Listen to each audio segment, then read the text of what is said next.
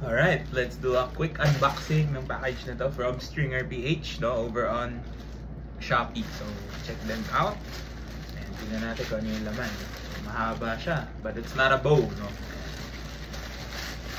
So, tingnan natin yung laman sa loob. Okay, so we have a package, no, ito, isang string tube.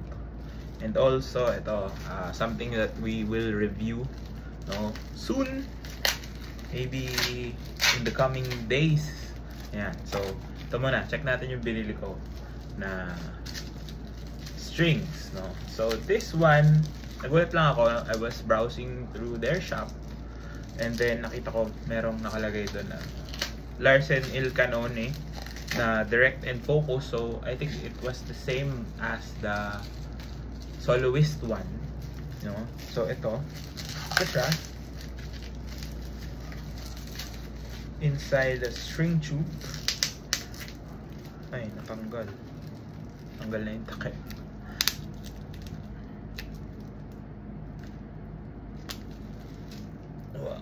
Ayun, tanggalin. So, this one, ang SRP I think is more or less 5,000 pesos. No, for 4,000 something. So, upwards of almost 5,000. No? But if you get it in a tube like this one, parang lumalabas na ano na lang siya, 7,800. So you get a discount of almost 2,000, no, parang ganon. So sulit na din, no. And then I think I got this from the 6/6 sale. So mas mura ko pa siya nakuha actually. Kasi may mga vouchers and promos. Buksan natin. So we can check out exactly what's inside. So safe naman siya. No? So Il Canone Soloist. The set includes two pieces, no? So dalawang set to. Ayan, nakasulat. I don't know if you can read it. Larsen Violin Il Canone D&F Soloist, direct and focus soloist. Count is 10 pieces yung laman na. So it has two sets ng G, D, and A strings, and then it has 4 pieces of E string sa loob ng package, sa loob ng box. So I think stainless steel E, if I'm not mistaken, and also yung standard E na kasama niya.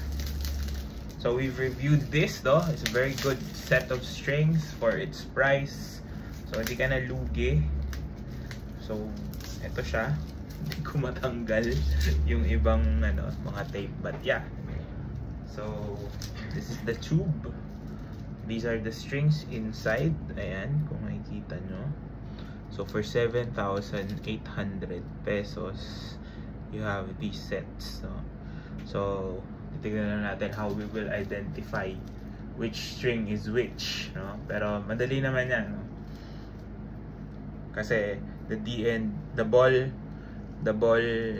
ends have different colors. I think the black one is G, the bronze one is D, the silver one is A, and the gold ones are E.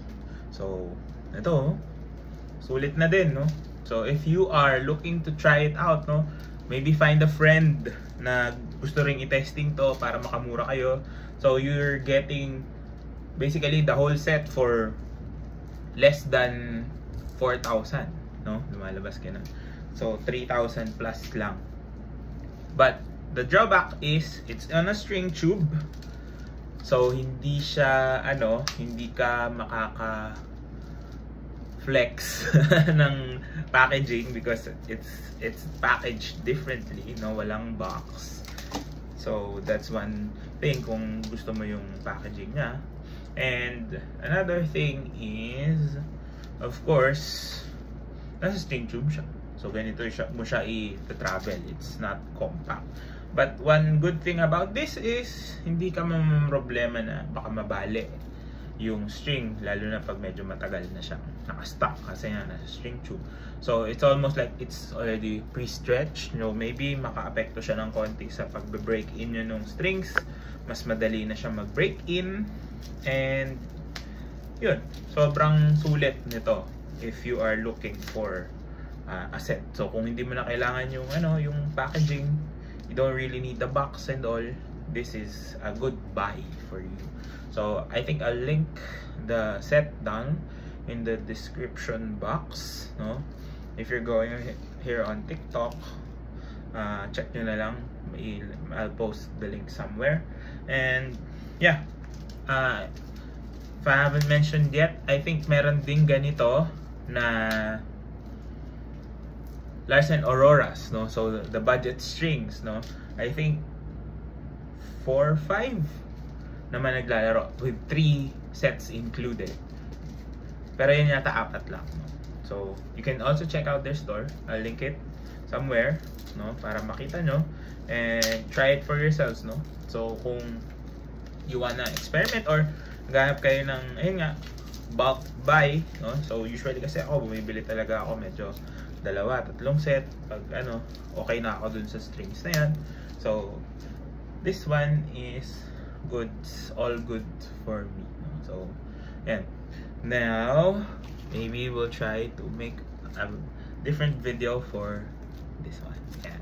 So abangan nyo na lang din, we'll do a full review on this set of strings, no? So makita nyo na kung ano siya. Yan, abangan nyo na lang din.